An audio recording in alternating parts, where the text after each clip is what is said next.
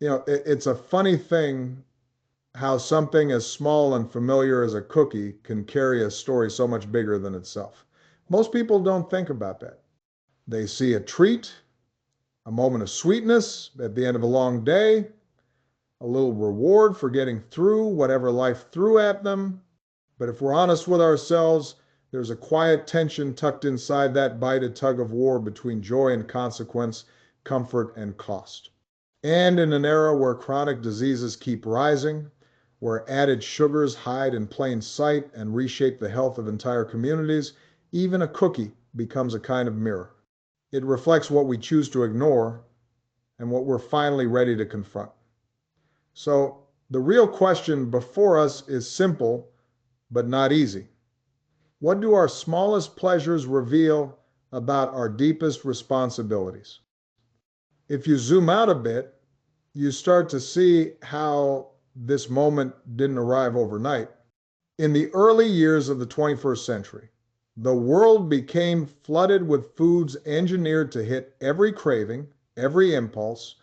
Sugar worked its way into places it never used to be. Breakfast cereals marketed to kids, drinks designed for convenience, snacks that whispered promises of happiness without hinting at the price.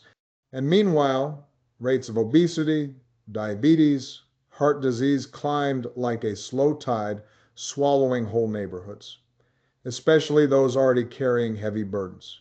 You had parents juggling two or three jobs, grabbing whatever was quick and affordable, trying to keep their kids full even when the choices weren't fair.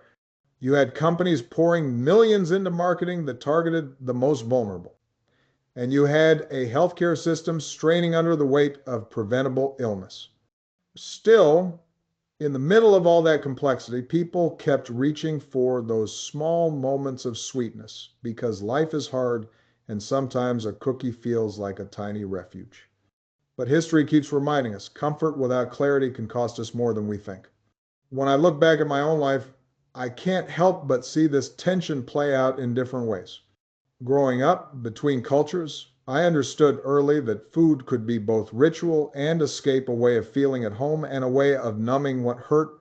Later, when I was organizing on the south side of Chicago, I'd walk into corner stores stocked with shelves of bright wrappers and sugary drinks, priced cheaper than anything fresh. And I'd talk with parents who felt trapped by those choices, who wanted something better for their kids but didn't always know where to begin. Even in the White House, I saw how hard it was to shift habits at a national scale. You propose clearer labeling, and suddenly you're in a wrestling match with lobbyists. You talk about limits on sugar for kids, and some folks act like you're trying to take away their freedom.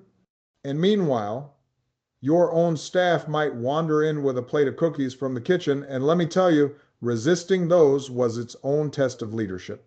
But what stays with me most is the humility of those moments, knowing that change doesn't happen because someone in Washington says it should. It happens because people start believing they deserve better and they begin taking small steps, even on uncertain days. But beneath all the policy debates and personal struggles lies a deeper truth about who we are. Human beings are wired for both comfort and progress, and the road between them is rarely straight. We want what tastes good, what feels easy, what brings that quick spark of pleasure. And yet, somewhere in us, there's also this moral instinct, a desire to protect what matters, to safeguard our children, to build communities where health isn't a privilege but a birthright. Sugar forces us to confront that divide. It asks whether our freedom is served by unlimited indulgence or by honest information that helps us choose wisely. It challenges us to think about justice not just in our laws, but in our lunchrooms, not just in our rhetoric, but in the quiet daily habits that shape our futures. And it reminds us that progress is usually incremental, a shift in a label, a tax that nudges behavior, a parent swapping a habit, a neighborhood gaining access to healthier options. Hope, in this context, isn't naive, it's strategic.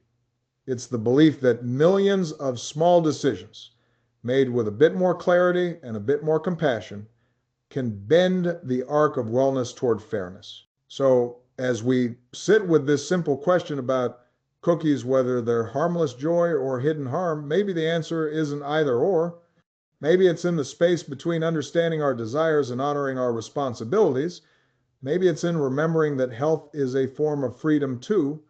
And maybe, just maybe, it's in admitting that we don't have to choose between pleasure and progress if we're willing to tell the truth about what we consume and why.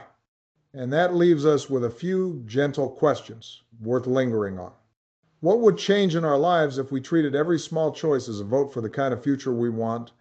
How might our communities look if justice included the nourishment of everybody, not just the discipline of a few? And when we reach for that next cookie, what story are we really choosing to tell?